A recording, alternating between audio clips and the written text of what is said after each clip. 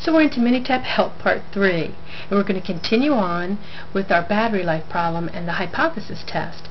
The last time we stated the null and alternative, we stated the significance level.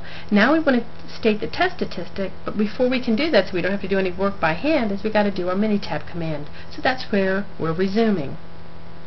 So I've typed in the first part. We're doing a 1T test on our first, data is in column 1. We're testing the value of 9.1. But remember, our alternative hypothesis, if you've forgotten, was we think that the battery life has increased is greater than 9.1 hours. So we're in a right-tailed test, and in MINITAB, our alternative then would be 1. Now I can get all the answers that I need. So I want to copy and paste. This has got to be copy and pasted into your MINITAB, because they say, you know, give the test statistic, but copy and paste what you did in MINITAB here. So I'm going to pull my document over, and I see my test statistic right here. It's 0.55, so I can write that in. The test statistic is 0.55, and now I'm ready to input my MINITAB output. So I've gotten in here.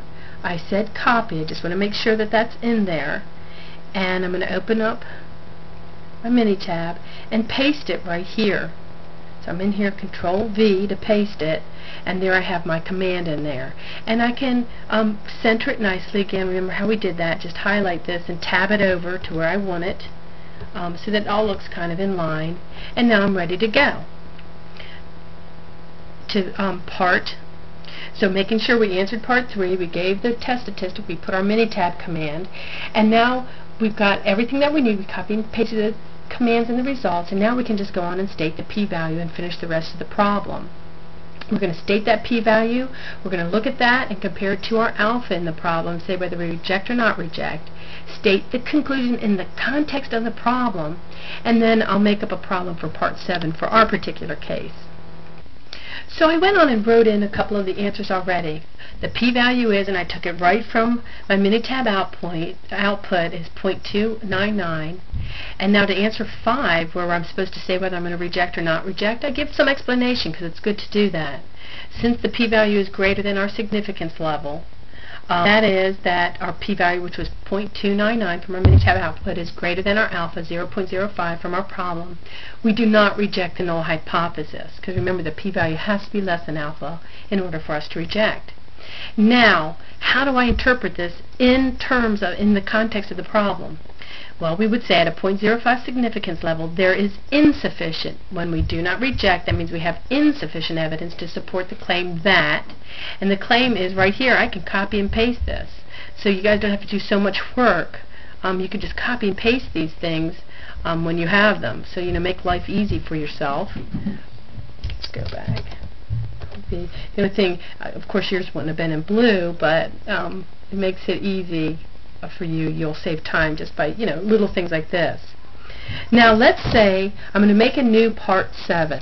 So let's say the question read this: if the true mean actually was 9.9 hours, did you make an error in your hypothesis test? If so, which error?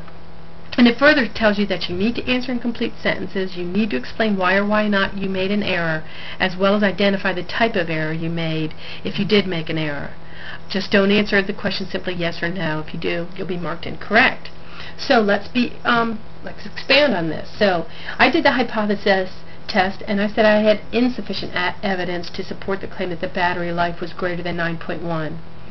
But in fact, later on, somehow I found out that the battery life was 9.9 hours, was greater than 9.1.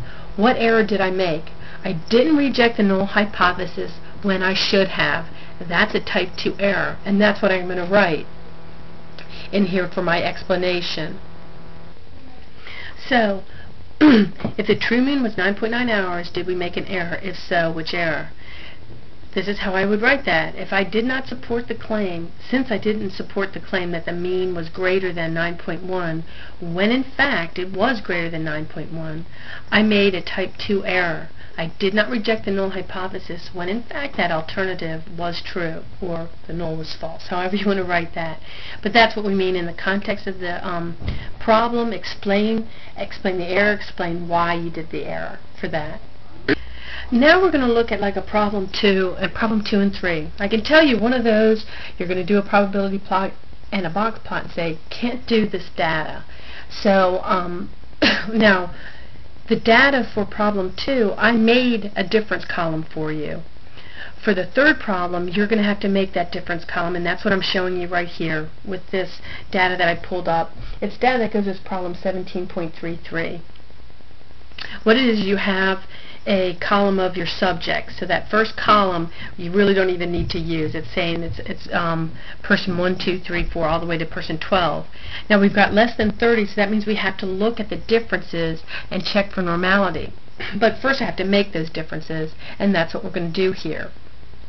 And I do the command to make the difference column. So I'm going to say let, and I'll put the differences in C4. I like it right next to it. And I'm going to say let it be the difference between the experimental and the control. So column C2 minus C3. Hit enter, and now those differences are in there, and I better be very careful when I do that to make sure I know what the differences are. So the difference, and so now I know how I made my differences up, and this column C4 is where I'm going to do my data analysis.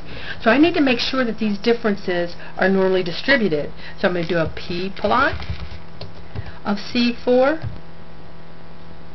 and then I'm going to do a box plot of C4. Now I'm looking at that data right now. I'm seeing that there's probably a problem. It's within the lines, but it is rather sickle-shaped, and then you have this odd little dot right there.